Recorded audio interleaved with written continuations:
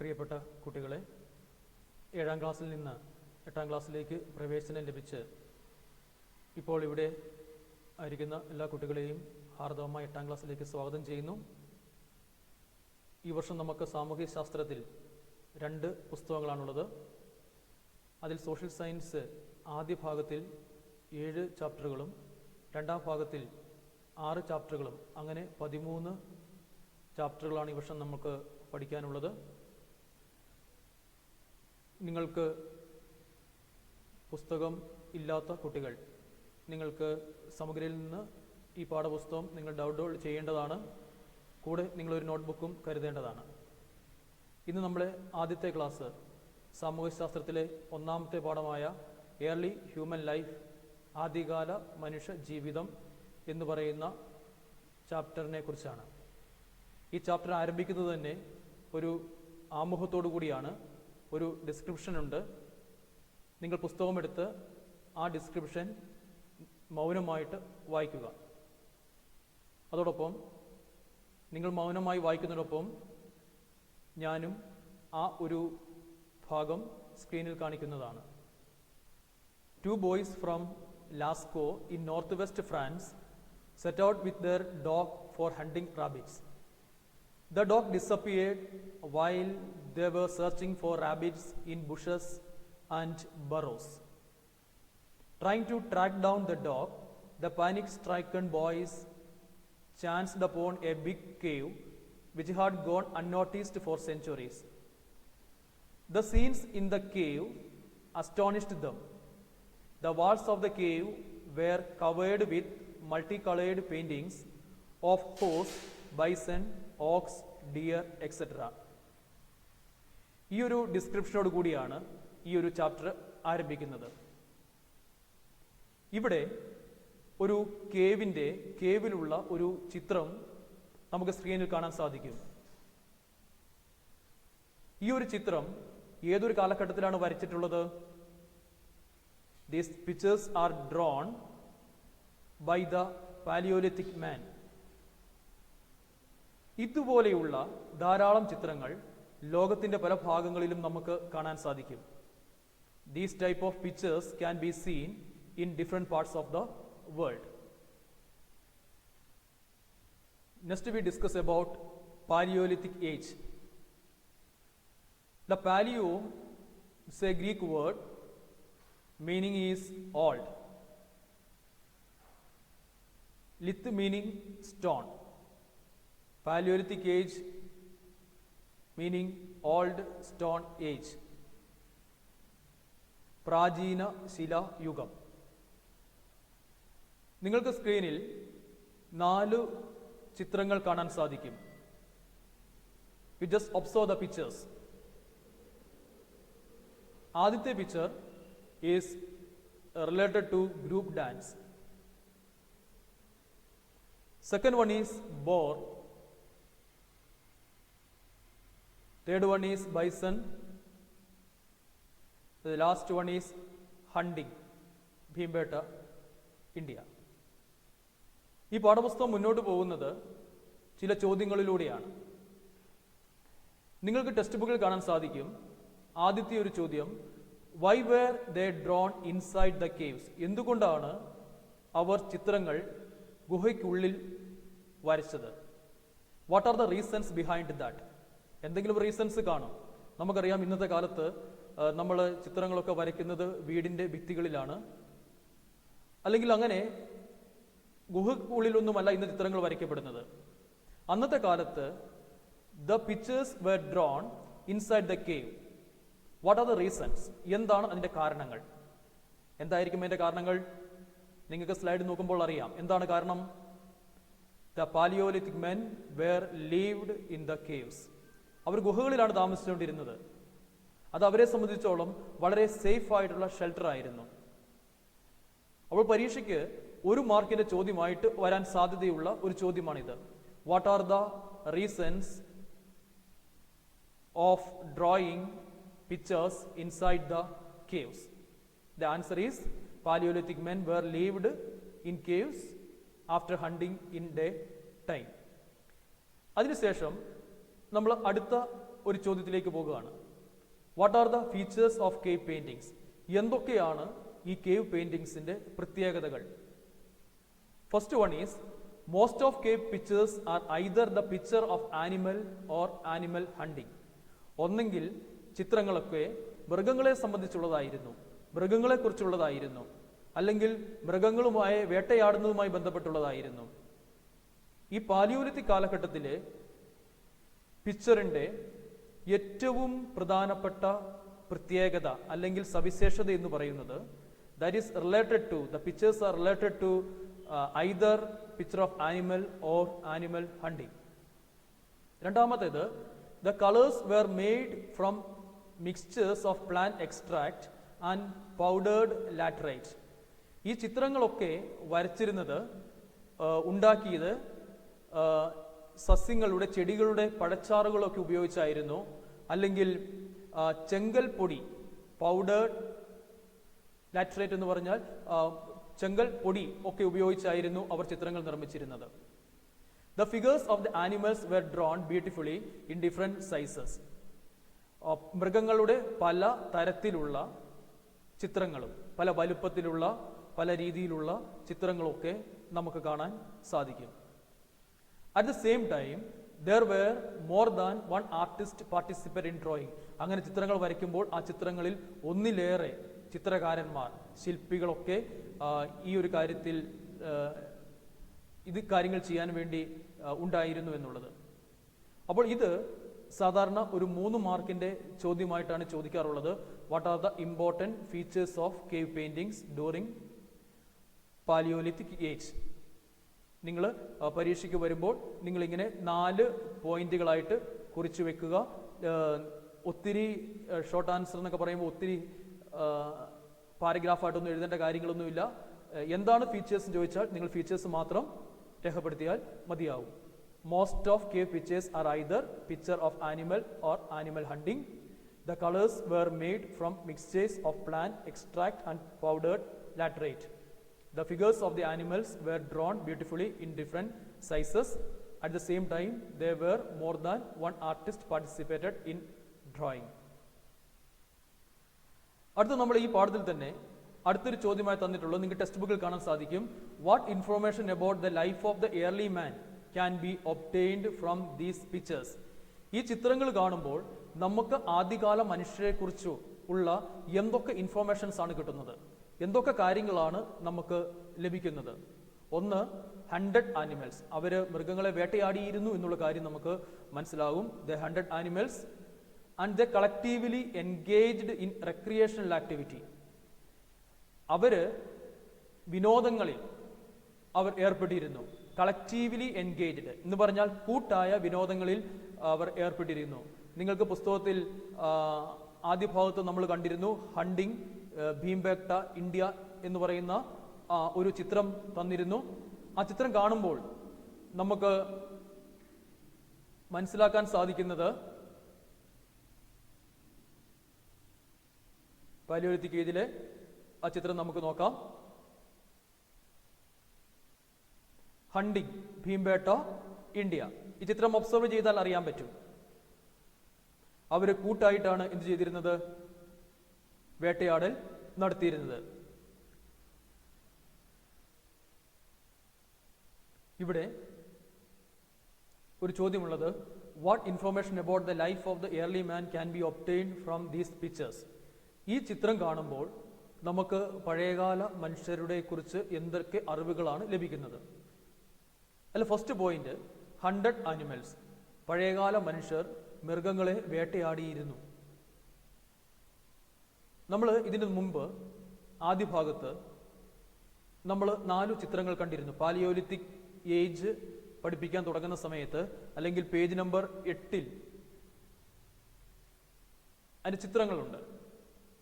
അതില് രണ്ടാമത്തെ ചിത്രം ഹണ്ടിങ്, ഭീംബേട്ട ഇന്ത്യ. ഈ ചിത്രത്തിൽ നിന്ന് നമുക്കൊരു കാര്യം മനസ്സിലാകുന്നത്, ആ ഒരു കാലഘട്ടത്തിൽ പാലിയോലിത്തിക് മനുഷ്യരെല്ലാം വേട്ടയാടി ജീവിച്ചിരുന്നവരാണ് എന്നുള്ളതാണ്. Second point, collectively engaged in recreational activities. വിനോദങ്ങളിൽ അവർ ഏർപ്പെട്ടിരുന്നു. ഒറ്റയ്ക്കുള്ള വിനോദങ്ങളായിരുന്നില്ല അവർക്ക് താല്പര്യം, മറിച്ച് അവർ ഗ്രൂപ്പായിട്ടാണ് വിനോദങ്ങളിൽ ഏർപ്പെട്ടിരുന്നത്. റെക്രിയേഷണൽ ആക്ടിവിറ്റി, ആ ചിത്രവും നമുക്ക് പാഠപുസ്തകത്തിലുണ്ട്. ഗ്രൂപ്പ് ഡാൻസ് ഭീംബേട്ക എന്ന് പറയുന്ന ഇന്ത്യയിലെ സ്ഥലത്ത് നിന്ന് കണ്ടെത്തിയിട്ടുള്ള ചിത്രവും നമുക്ക് പാഠപുസ്തകത്തിൽ തന്നിട്ടുണ്ട്. ഈ രണ്ട് ചിത്രങ്ങൾ കാണുമ്പോൾ നമുക്കൊരു കാര്യം മനസ്സിലാവുന്നത് അവരുടെ രണ്ട് പ്രധാന സവിശേഷതകളാണ്. ഒന്ന്, the 100 animals. The second one is they collectively engaged in recreational activity. The third point is they observed the movement of animals. അവർ മൃഗങ്ങളുടെ ചലനങ്ങളെ നിരീക്ഷിച്ചിരുന്നു. അത് നമുക്ക് ചിത്രത്തിലുണ്ട്. ഒരു ബോർ, അൾട്ടാമിറ സ്പെയിൻ എന്ന് പറയുന്ന സ്ഥലത്തെ ഗുഹയിൽ നിന്ന് കണ്ടെത്തിയിട്ടുള്ള ചിത്രം. ഒരു കാട്ടുപന്നി ഓടുന്നതായിട്ട് ചാടുന്നതായിട്ടുള്ള ഒരു ചിത്രമാണ് നമുക്ക് തന്നിട്ടുള്ളത്. അതിൽ നിന്ന് we can understand that the Palaeolithic man observed the movement of the animals. And the fourth one is they had a close contact with the animals. അവർക്ക് മൃഗങ്ങളുമായി വളരെ അടുത്ത ബന്ധമുണ്ടായിരുന്നു. They had a close contact with the animals. And also they were experts in arts. കലകളിൽ ഒക്കെ അവർക്ക് വളരെ expert ആയിരുന്നു. കലാപരമായ ശേഷികളൊക്കെ ആ ഒരു കാലഘട്ടത്തെ ആളുകൾക്കുണ്ടായിരുന്നു. ഈ ഒരു ചോദ്യം സാധാരണ നിലയിൽ ഒരു 4 സ്കോറിനാണ് ചോദിക്കാറുള്ളത്. ആ ചോദ്യം നമ്മൾ ഉത്തരം ചെയ്യേണ്ടത് 100 animals. Second point is collectively engaged in recreational activity. The third point is the observed the movement of animal. Fourth one is they had a close contact with the animals. They were expert in arts. പാഠപുസ്തകത്തിൽ ഒരു box ആയിട്ട് ഒരു ചോദ്യം തന്നിട്ടുണ്ട്. Cave paintings are the source of information about the early human life. Substantiate. ഇവിടെ നമ്മളോട് പറഞ്ഞിട്ടുള്ളത് cave paintings എന്നുള്ളത് ഒരു ഇൻഫോർമേഷൻ ആണ്. ഇതിനെക്കുറിച്ചുള്ള information about the early human life, പഴയകാല മനുഷ്യരെക്കുറിച്ചുള്ള ഇൻഫോർമേഷനാണ് തരുന്നതാണ് കേവ് പെയിന്റിങ്സ്. അതിനെക്കുറിച്ച് നമ്മൾ അങ്ങനെ സ്ഥാപിക്കുക എന്നാണ്. സ്ഥാപിക്കുക. From the cave paintings, we can understand that Paleolithic man were 100 animals and engaged in recreational activities. ഈ കേവ് പെയിന്റിങ്സിൽ നിന്ന് നമ്മൾ തൊട്ടുപുറയിലത്തെ മുൻപിലത്തെ ചോദ്യം ഇത് ഡിസ്കസ് ചെയ്തിരുന്നു. അതിൽ നിന്ന് നമുക്ക് മനസ്സിലാക്കിയ ഒരു കാര്യം, അവർ മൃഗങ്ങളെ വേട്ടയാടിയിരുന്നുവെന്നും they 100 animals and also they engaged in the recreational activities. അവർ മറ്റ് വിനോദങ്ങളിൽ ഏർപ്പെട്ടിരുന്നുവെന്നും നമ്മൾ മനസ്സിലാക്കിയതാണ്.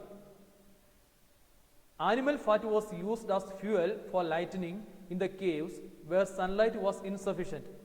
അപ്പോൾ ഇന്നത്തെ ഒരു കാലത്ത് നമ്മൾ പല ഫ്യൂവൽസ് ഉപയോഗിക്കാറുണ്ട് കുക്കിങ്ങിന് വേണ്ടിയിട്ട്.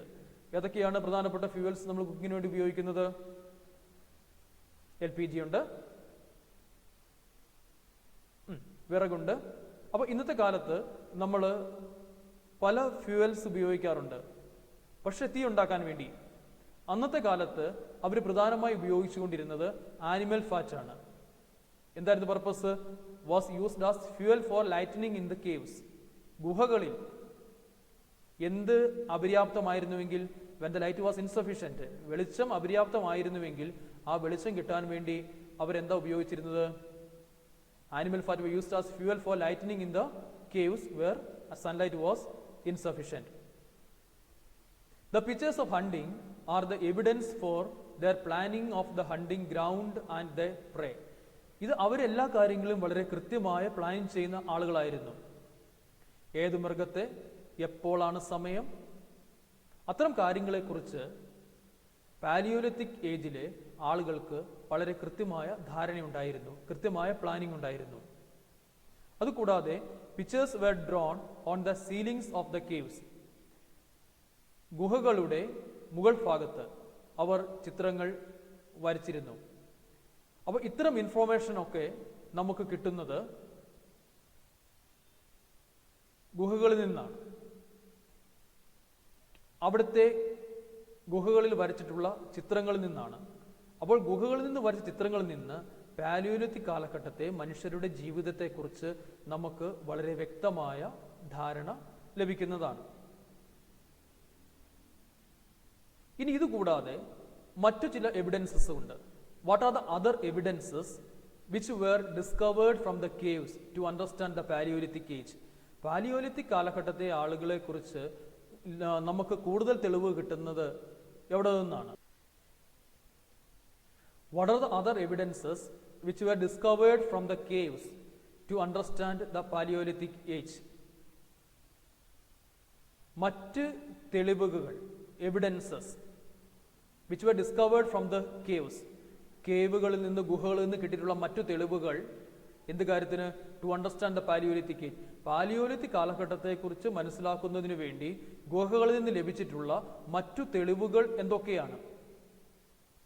ഒന്ന്, റെസിഡ്യൂ ഓഫ് കുക്ക്ഡ് ഫുഡ്. എന്താണ് റെസിഡ്യൂ ഓഫ് കുക്ക് ഫുഡ് എന്ന് പറഞ്ഞാൽ? വേവിച്ച ഭക്ഷണ അവശിഷ്ടങ്ങളൊക്കെ കിട്ടിയിട്ടുണ്ട്. Ashes, bones and skulls of animals, ചാരം, എല്ല്, മൃഗങ്ങളുടെ തലയോട്ടി, ഇത്തരം കാര്യങ്ങളൊക്കെ ലഭിച്ചിട്ടുണ്ട്. Leftovers of fruits, vegetables and fresh water fishes, ഫ്രൂട്ട്സിൻ്റെയും വെജിറ്റബിൾസിൻ്റെയും ഒക്കെ ഉപേക്ഷിക്കപ്പെട്ട ഭാഗങ്ങളൊക്കെ കിട്ടിയിട്ടുണ്ട്. അതുകൂടാതെ what else can we comprehend from them about the early human life? നമുക്ക് ഇവയുടെയൊക്കെ അടിസ്ഥാനത്തിൽ എന്തെല്ലാം വിവരങ്ങളാണ് നമുക്ക് കണ്ടെത്താൻ സാധിക്കുന്നത്? What else can be comprehend from them about the early human life? നമുക്ക് എന്തൊക്കെ കാര്യങ്ങൾ മനസ്സിലാക്കാൻ സാധിക്കുന്നുണ്ട്? ഒന്ന്, ദ കുക്ക്ഡ് ഫുഡ്, അവർ ഭക്ഷണങ്ങൾ പാചകം ചെയ്തിരുന്നു. Bones of animals were used as weapon, മൃഗങ്ങളുടെ എല്ലുകൾ ആയുധങ്ങളായിട്ട് ഉപയോഗിച്ചിരുന്നു. Fruits and fresh water fishes etcetera were included in their food, അവരുടെ ആഹാരത്തിൽ പഴങ്ങളും ശുദ്ധജല മത്സ്യങ്ങളൊക്കെ ഉണ്ടായിരുന്നു.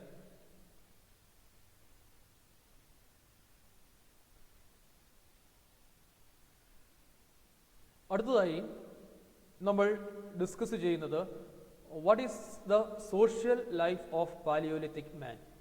പാലിയോലിത്തിക് കാലഘട്ടത്തിൽ ജീവിച്ചിരുന്ന ആളുകളുടെ സാമൂഹിക ജീവിതം എങ്ങനെയായിരുന്നു? നമ്മളെല്ലാവരും സമൂഹങ്ങളിലാണ് ജീവിക്കുന്നത്.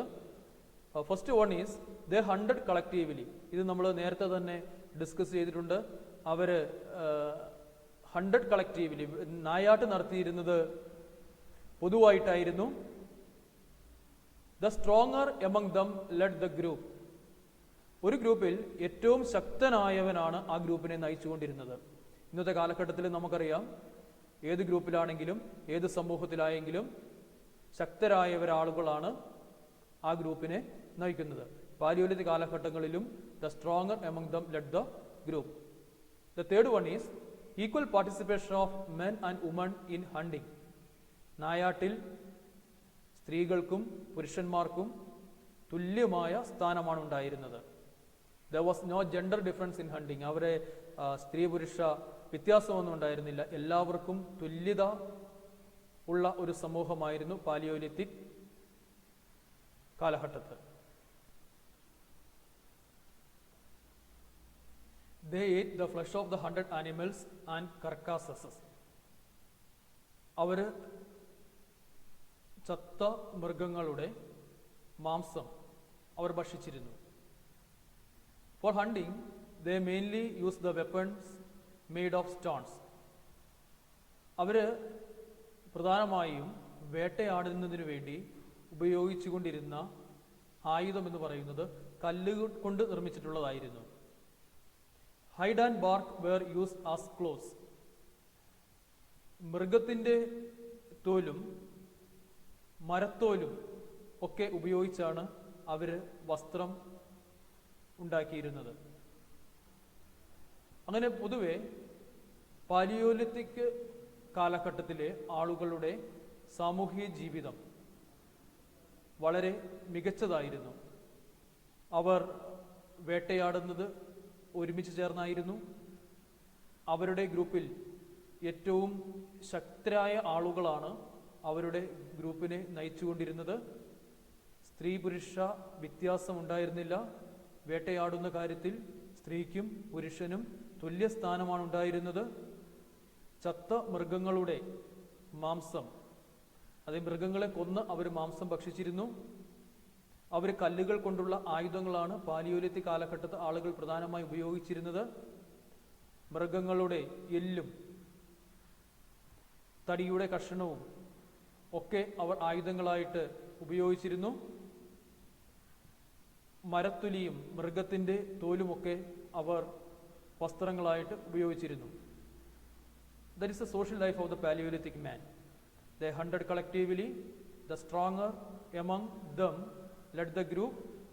There is no gender difference in the Paleolithic age. They ate the flesh of the hunted animals and carcasses. For hunting, they mainly used the weapons made of stones. They also used the bones of animals, ivory, pieces of wood, etc. as weapons. Hide and bark were used as clothes. വളരെ important ആയിട്ടുള്ള ഒരു ചോദ്യമാണ് the social life of the Palaeolithic man. അടുത്തതൊരു ബോക്സിൽ ഒരു ചോദ്യം നമുക്ക് തന്നിട്ടുണ്ട്. Can the Palaeolithic age be termed as the age of hunters? Why? ഈ ഒരു വേട്ടയാടൽ യുഗം എന്നാണ് പാലിയോലിത്തിക് കാലഘട്ടം അറിയപ്പെടുന്നത്. What are the reason? എന്താണ് അതിൻ്റെ പിന്നിലുള്ള പ്രധാനപ്പെട്ട കാരണം?